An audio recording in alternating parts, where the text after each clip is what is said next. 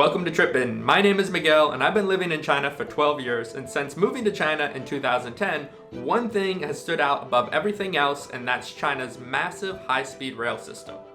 In the last 15 years, China has built the largest high-speed rail system and now has the best trains in the world. In this video, I will talk about China's high-speed trains and how I have witnessed this amazing infrastructure project develop. When I moved to China, it would have been easy to point to Japan and claim that they had the best and most advanced trains in the world. But today, in 2022, China is the undisputed champ. I'm from the United States, and although America has a developed freight rail, its passenger lines are almost non-existent. So when I moved to China, I was surprised by the high-speed trains here. I was able to get around the area I was living in, which was Shanghai, Hangzhou, Shaoxing, and I was able to do this by train, which was really new to me. The tickets were fairly cheap, and each year new lines opened, allowing me to travel farther and farther into China's vast countryside. In fact, China's first high-speed rail line was the Beijing-Tianjin intercity rail, which opened in August 2008. 2 years later, when I arrived in China, the Shanghai area was already being developed, and I was amazed by the project. By 2021, China had built the world's longest high-speed rail network with a total length of 40,000 kilometers. But they aren't slowing down. The government plans on building 70,000 kilometers of tracks by 2035. That is insane. But having the most rail lines doesn't mean that the trains and services are the best. If we look at the US, we have over 225,000 kilometers of rail lines, but almost no passenger lines. So what makes Chinese high-speed trains the best in the world? Well, there are 5 things that come to my mind when I think about China's high-speed trains and what makes them so good. So let's go ahead and talk about those 5 things, starting with number 5, which is reliability. Reliability is an important part of any transportation system, and China's high-speed trains are almost never delayed. If you've traveled a lot in China like I have, then you know that flying here in China can be a headache because it's almost always delayed. The reason for flights always being delayed is because of China's strict airspace rules. Luckily, the trains don't need to worry about airspace or any other rules because they are on a track. I can't think of any time I experienced major delays while traveling by train in China. I prefer traveling by train here in China because they are so reliable. They aren't only reliable, often saving more time when traveling, but they're also cheaper than flying, which brings us to our next point, affordability.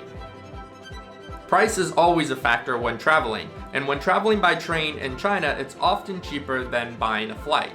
Obviously, there are a lot of factors that determine the price, but I have found that traveling by train is often cheaper. But how does that impact service? Oftentimes when the price is low, the service is also low. But I've found that in China on the high-speed trains, service isn't sacrificed even with the cheap prices. I find the service to be comparable to airlines. Attendants will bring drinks and food by on carts for you to buy, and you can even order fast food to your seat, which is pretty amazing.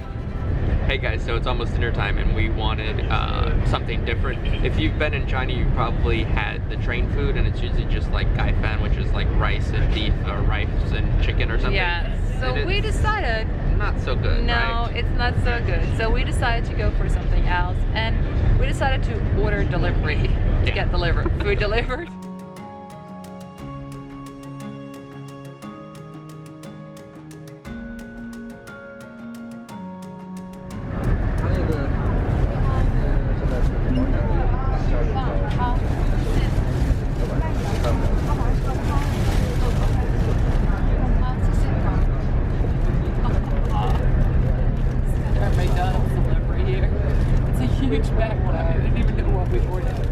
The trains are also kept very clean, with the bathrooms being cleaned about every half hour or so, and the floors being mopped regularly. This is honestly one of the best parts of traveling by high-speed train in China. The services are good. The next point is destinations. Here in China, there are hundreds and hundreds of stations that are linked via high-speed rail, so you can really get anywhere you need to be via the high-speed rails. According to my research, there are over 5,500 train stations in China at present. About 500 stations operate G trains, which is a high-speed train, and about 600 stations operate high-speed D trains. Most of these train stations are well equipped with facilities and can be easily reached throughout the city. Many of them even link to the downtown area. It is true, most of the newly built train stations are amazing and remind me of airports. They are equipped with restaurants, bars, bathrooms, and lounges, making your train journey easy and comfortable.